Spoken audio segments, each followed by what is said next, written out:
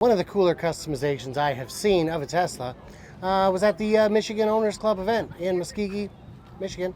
Very fun. But that isn't what we're talking about. This one I'm sure is totally stock. I'm Brian. Welcome to my Tesla Weekend. So Heath is out here, and we've got this lovely machine. Now, totally stock, right? This is how it comes from the factory. Of course. With the wheels good half a foot inside the wheel wells. Now, this is the Pygmy Cheetah launch stance, I believe. Is that what it's called? Something like that.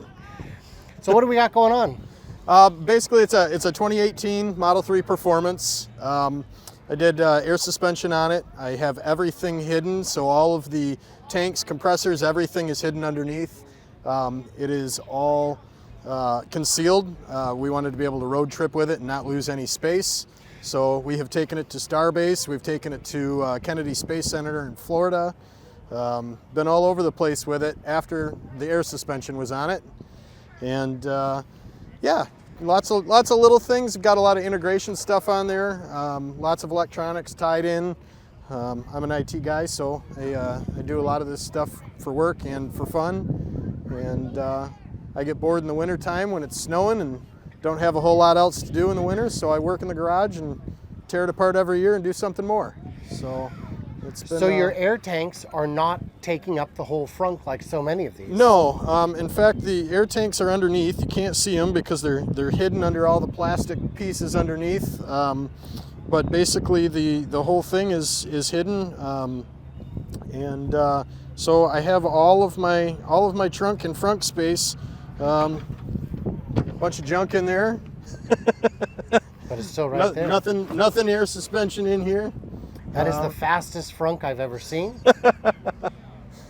And the back looks the same. There's nothing but chairs and clothes. So the goal was to keep it all hidden, keep everything discreet, and still be able to use it every single day like a daily driver. And I do. I drive it to work every day. So it's.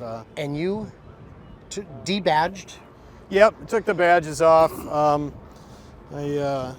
like the clean look.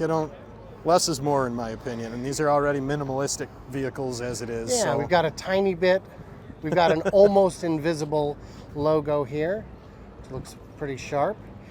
And people get confused when they don't see badging. Is that right? Yeah, I'd assume keep it under the radar as much as I can, and it's been a fun car to drive. It still handles really well. It's got all mountain pass performance control arms and unplugged performance front upper control arms.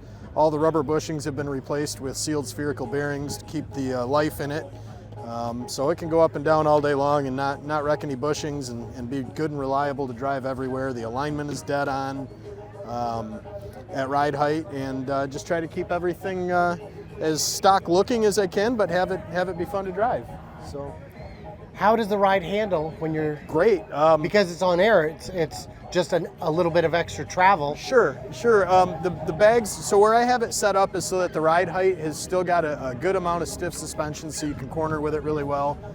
The shocks are turned up to the point where it still handles really well. I didn't want it to ride like you were on a cloud, because it is a performance model and it's got good brakes and stuff. I still wanted to use it like it was designed. So it is still a ton of fun to drive. It really didn't take any of the drivability out of it at all. It would have been, I don't know if you know this, but easier and cheaper if you just took a hot torch and melted your coils a little. Sure. Just lower it down. Funny you mentioned that. I did that in high school with my old Bonneville. That was the first lowered car I had, and when you're a broke high school kid, that's what you do to have a cool car. So it really was though. It really was, and I knew people who did goofy stuff like that too, or just cut out one of the spring rungs and very safe, very comfortable. Yep.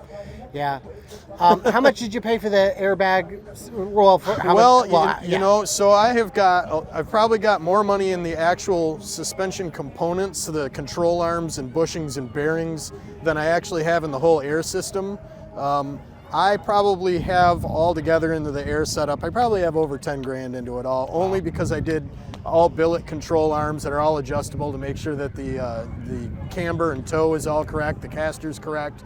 You can drive it anywhere and it'll be reliable. So it's got all mountain pass performance control arms in the rear, and unplugged performance in the front, and some other goods from those guys as well. I've got some aluminum underbody panels and stuff that go over the motors to keep you from damaging the motors if you run over anything, especially with it being low. So I noticed you have an image of a fat guy with a camera in the glass. Is that stock or now you got an image with two fat guys in there. So did you have to cut anything in terms of the plastic? Well, very, very little. Up front, yes. In the rear, not so much. But because everything is tucked in underneath all of the panels, there was some things that I had to work and move, and the tanks are mounted next to the gear, the sub trunk, and all the lines are all run internally. The compressors are mounted under the bumper cover. The controller is actually underneath the subwoofer in the corner, and I've got some Ethernet relays and some other integration pieces that are also hidden inside the trunk behind all of the covers. So. And how much has your maximum ride height changed from stock?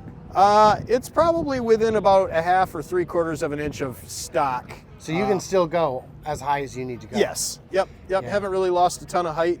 And then of course now it's all the way on the ground, all the way down. So it's just resting. Yep, just resting. And I'm working on a project right now that when you walk away from the car, it'll drop to the ground by itself as long as the steering wheel is straight.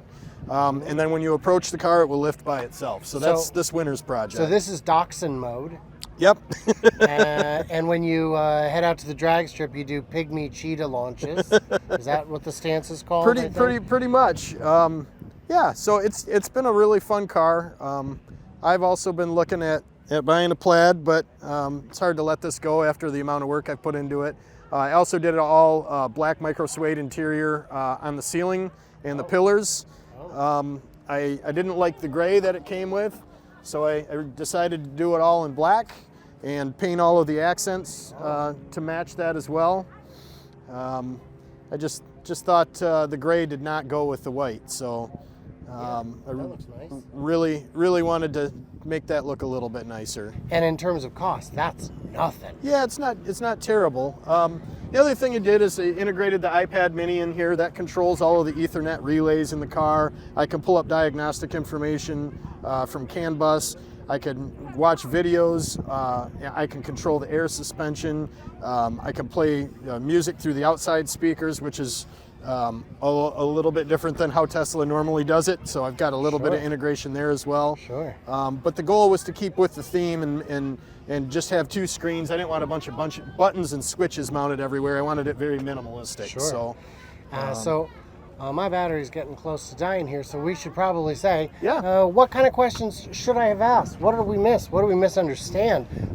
Big thanks as always to my patrons, because they get early access, bonus content, all kinds of good stuff. Keep the channel running. They're the reason I'm able to go to Michigan, and places like this, to meet cool folks like Heath.